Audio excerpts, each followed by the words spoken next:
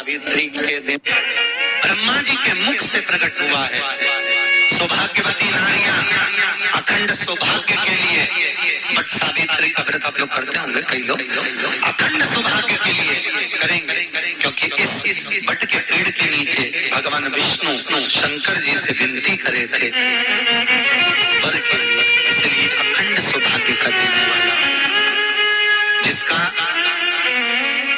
Property का झगड़ा चल रहा हो, अदालत में कोई केस चल रहा हो, किसी भी चीज का केस, अदालत में अगर किसी भी चीज की अगर केस चल रहा है तो बड़ के पत्ते के ऊपर बालू मिट्टी का शिवलिंग बना, बालू रेत का, बड़ के पेड़ के नीचे ही उसकी पूजन करें,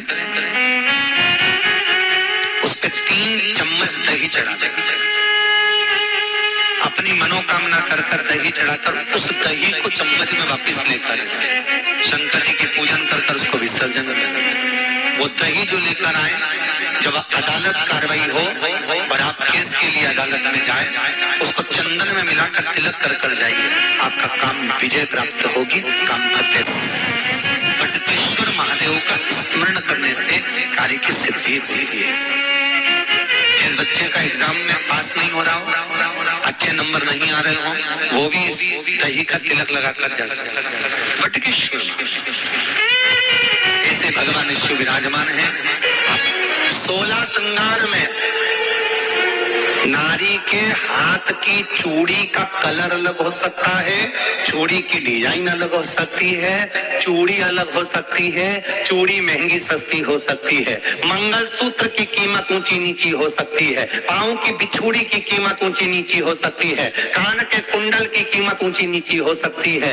तुम्हारे शरीर पर जितने जितने 16 श्रृंगार हैं, उसकी कीमत ऊंची नीची हो सकती है। केवल मंगलसूत्र की डिजाइन बदल सकती है, नाक की लौंग की डिजाइन बदल सकती है, कान के बुंदे की डिजाइन बदल सकती है, हाथ की चूड़ी की डिजाइन बदल सकती है, पांव की पायल की डिजाइन बदल सकती है।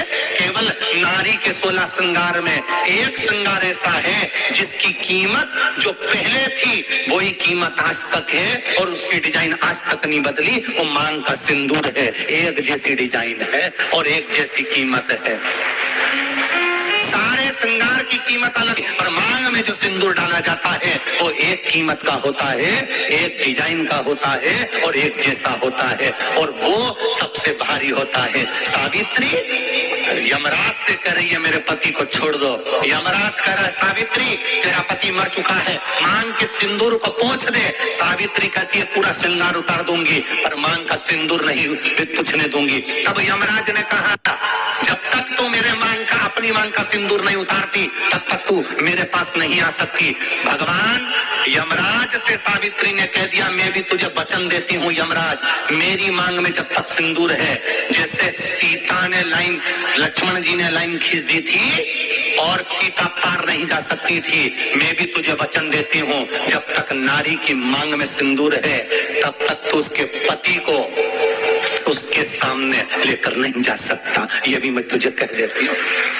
यमराज भैंसे पर सवार होकर सत्यवान को लेकर जा रहा था, सावित्री से वचन पर वचन चल रहे थे, बड़ के पेड़ के नीचे छोड़कर आए।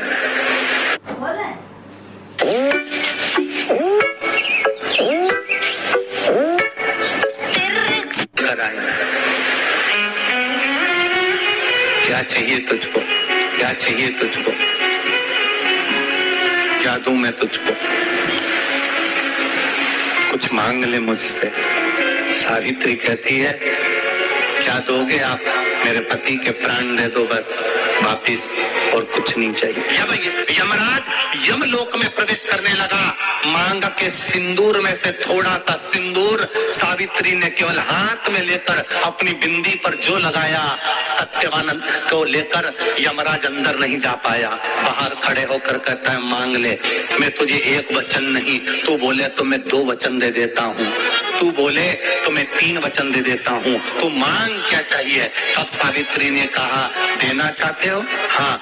अब यमराज को लगा कि लालच में पड़ गई सावित्री, तब कहा पहला वचन दीजिए मेरे अंधे सास ससुर के नेत्र वापिस आ जाएं। यमराज ने कहा तथास्तु। दूसरा वचन दीजिए सास ससुर अपने पोता पोती का मुख देखें, यमराज ने कह दिया तथास्तु।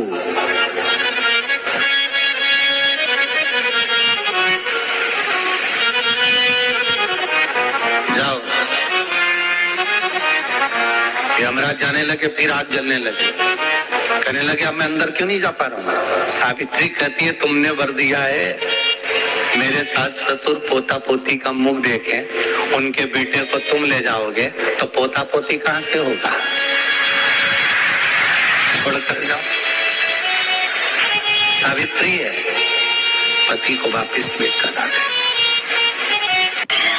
कर्जा मुक्ति के लिए सारे वृक्षों में अगर कोई श्रेष्ठ वृक्ष माना गया है तो वो बट का वृक्ष माना गया महाराज। इसलिए प्रशासनिक कार्य के लिए, मानसिक टेंशन में, परेशानियों में बटकेश्वर महादेव का स्मरण किया जाता है।